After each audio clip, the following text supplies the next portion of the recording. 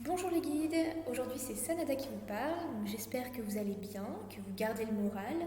Je vais revenir aujourd'hui sur un certain nombre d'éléments sur la messe au guide. Donc on va voir quels chants chanter, choisir.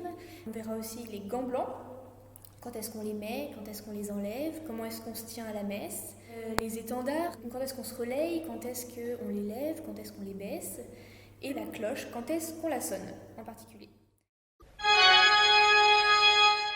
Comment choisir les chants? Donc déjà, bien faire attention de choisir des chants en rapport avec la période liturgique. Donc en avant, on va s'attacher à choisir des chants dans lesquels on demande au Christ, au Messie de venir. C'est le cas notamment dans Venez divin Messie. Au carême, on va plutôt privilégier des chants qui parlent de la croix. Donc là, vous n'avez que l'embarras du choix. Crucem, Il Monte Olivetti, aux croix dressées sur le monde.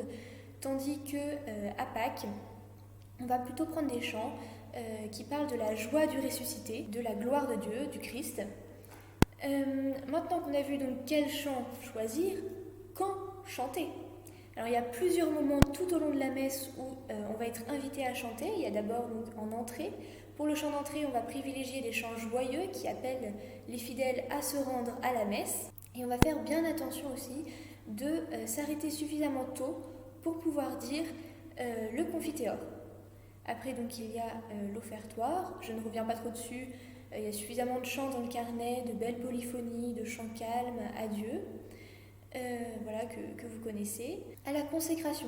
Donc, la consécration, c'est un peu particulier. C'est bien de privilégier des moments de silence. C'est un moment de recueillement. Donc, c'est bien de ne pas tout le temps chanter. Mais néanmoins, on peut tout à fait chanter à certains moments. Mais dans ce cas, il faut que le chant soit très court et qu'il soit calme. Donc on peut prendre à ce moment-là mon Père, je m'abandonne à toi, ou bien prosternez-vous. Pour la communion, on va choisir des chants à Jésus, des chants calmes, et c'est en sortie qu'on peut chanter des chants à la Sainte Vierge Marie, ou alors le chant de la promesse. Pour ce qui est de la prière scout, on peut la chanter ou bien à la fin de la communion, ou bien à la fin de la messe en action de grâce, les deux se font. Comment chanter? Donc chanter à la messe, c'est d'abord chanter fort et chanter juste, vous vous en doutez, en articulant bien. S'il y a des polyphonies grégoriennes ou des chants latins, on va faire bien attention de soigner les nuances et de soigner les finales, de ne pas les massacrer, mais de faire vraiment les finales en douceur. Pour les nuances, donc c'est important de marquer les nuances, les crescendo et les décrescendo. Donc les crescendo, c'est une intensité de la voix, une force donnée à la voix, tandis que les décrescendo, c'est au contraire quand on va baisser le volume sonore de la voix. Alors, comment voir les nuances? Comment savoir à quel moment faire les nuances? Il y a un professeur de musique comme ça qui disait à ses élèves, pour faire les nuances, c'est très simple, quand ça monte, et quand ça descend, ça descend. Et bien c'est exactement ça. Il y a une harmonie en principe entre les notes de musique, la partition et le chant lui-même, les paroles. Donc quand les notes montent, qu'elles s'élèvent, eh bien c'est notre chant qui s'élève vers Dieu. Voilà, la puissance de Dieu qui se décuple. Donc on va chanter plus fort. Et au contraire, quand les notes baissent, qu'elles deviennent plus graves, eh bien la voix aussi baisse et on se fait plus humble, plus petit. C'est important aussi de marquer les liaisons françaises entre les mots, de ne pas se tromper de liaison et de les faire sans trop les marquer, toujours les faire en douceur. Pour ce qui est des gants blancs, on les met au début de la messe et on va les enlever après l'Agnus Dei. Donc normalement, après l'Agnus Dei, aucune guide ne doit avoir ses gants blancs sauf celle qui va porter l'étendard après. Donc c'est important de mettre les gants blancs pour aller porter l'étendard. Pour la petite histoire, on ne va pas communier avec ces gants blancs parce qu'au Moyen-Âge notamment, l'histoire veut qu'on aille voir Jésus sans gants tel qu'on est, sauf le bourreau qui lui avait du sang sur les mains. Voilà. Et donc aujourd'hui, seulement l'évêque a le droit de communier avec ses gants.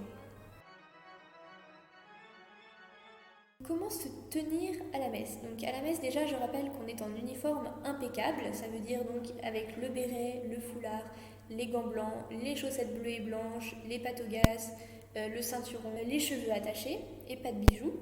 On se tient auprès pendant l'évangile. Donc auprès, qu'est-ce que ça veut dire? Ça veut dire qu'on est debout, qu'on se tient droite, la tête haute, les jambes droites, serrées, et les bras et les mains le long du corps. On n'a pas les bras croisés et ni une jambe déséquilibrée.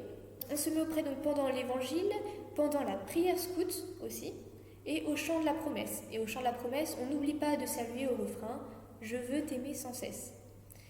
Et les CP de lever leur staff. Et pour la prière à Notre-Dame du Oui, donc je rappelle que c'est la prière des guides aînés, donc cela concerne seulement les maîtrises. Il n'y a que les maîtrises qui se mettent auprès et les guides, vous restez assises. Pour ce qui est de l'étendard, alors où mettre l'étendard? Donc c'est une véritable question, surtout lorsqu'il y en a deux, à savoir l'étendard des Europa Scouts et l'étendard de compagnie. Alors l'étendard des Europa Scouts, on va le mettre côté évangile, c'est-à-dire lorsqu'on regarde l'autel, à gauche de l'autel, tandis que l'étendard de compagnie, on va le mettre côté épître, c'est-à-dire quand on regarde l'autel, à droite de l'autel. Alors, quand prendre l'étendard? Donc pour plus de facilité, on distingue trois parties. La première partie qui va du début de la messe jusqu'au début de l'offertoire, c'est-à-dire après le credo ou le sermon s'il n'y a pas de credo. La deuxième partie qui va du début de l'offertoire à la communion. Et là, c'est important que la troisième guide aille communier dans les premières pour laisser le temps à la deuxième guide d'aller communier. Et elle n'oublie pas ses gants blancs. Et la troisième partie qui va de la communion à la fin de la messe. Alors, comment tenir l'étendard? On va le lever, on va le tenir auprès et on va le tenir au repos. Alors, quand est-ce qu'on lève l'étendard? On lève l'étendard dans la première partie au moment de l'évangile et on le repose ensuite. Dans la seconde partie, on va lever l'étendard après le Sanctus. On l'abaisse au moment de la consécration, c'est-à-dire le prêtre fait une génuflexion, il élève l'hostie, on baisse l'étendard, on le relève ensuite. Il élève le calice, on baisse l'étendard, on le relève ensuite. Et enfin, lors de la petite élévation, c'est-à-dire quand le prêtre dit « Omni sonor et gloria », en élevant légèrement l'hostie et le calice. On baisse l'étendard. D'ailleurs, à ce moment-là, on sonne aussi la cloche, comme on le verra plus tard. On repose l'étendard juste après la petite élévation, c'est-à-dire au début du Notre Père. Et dans la troisième partie, on va lever l'étendard au moment de la bénédiction finale. On va le baisser à la génuflexion des fidèles. Et on le garde levé au moment du dernier évangile. Et on n'oublie pas non plus de le baisser au moment de la génuflexion du prêtre et des fidèles à Et verbum carum factum est. On va tenir l'étendard auprès, c'est-à-dire le long du corps, lorsque les fidèles sont debout au long de la messe. Et on va le tenir au repos, c'est-à-dire le bras tendu et les jambes légèrement écartées, lorsque les fidèles sont assis. Et pour le chant de la promesse, je rappelle qu'on tient l'étendard auprès et on va le lever au moment du refrain « Je veux t'aimer sans cesse ».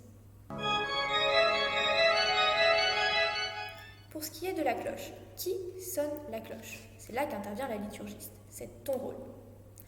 Alors, quand la sonner? On sonne la cloche 3 fois au moment du Sanctus, une fois au Ankhigitur, et on va la sonner aussi aux élévations et aux génuflexions du prêtre. Donc là, ce qui est important de retenir, c'est les chiffres 1, 3, 1. Génuflexion du prêtre, on sonne une fois. Élévation de l'hostie, on sonne 3 fois. Génuflexion du prêtre, on sonne une fois. On va faire la même chose pour le calice. Génuflexion du prêtre, on sonne une fois. Élévation du calice, on sonne 3 fois. Génuflexion du prêtre, on sonne une fois. On va aussi sonner la cloche au moment de la petite élévation, lorsque le prêtre dit la prière Per ipsum et cum ipso, etc., qui se termine par Omni sonor et gloria. Juste avant de dire cette prière, le prêtre fait une génuflexion. Puis il dit cette prière et il élève légèrement l'hostie et le calice à Omni sonor et gloria. Et là, on sonne une fois. Enfin, on va sonner la cloche Domine non sum dignus du prêtre. Donc, Domine non sum dignus, on sonne une fois. Domine non sum dignus, on sonne 2 fois. Et Domine non sum dignus, on sonne 3 fois. Et après, on pose la cloche à un endroit où on va éviter de shooter dedans en allant communier. Et on ne s'en sert plus jusqu'à la fin de la messe. Voilà, j'espère que cette vidéo vous aura permis de mieux comprendre certains éléments qui se rattachent à la messe au guide. On pense bien à vous. À très bientôt les guides.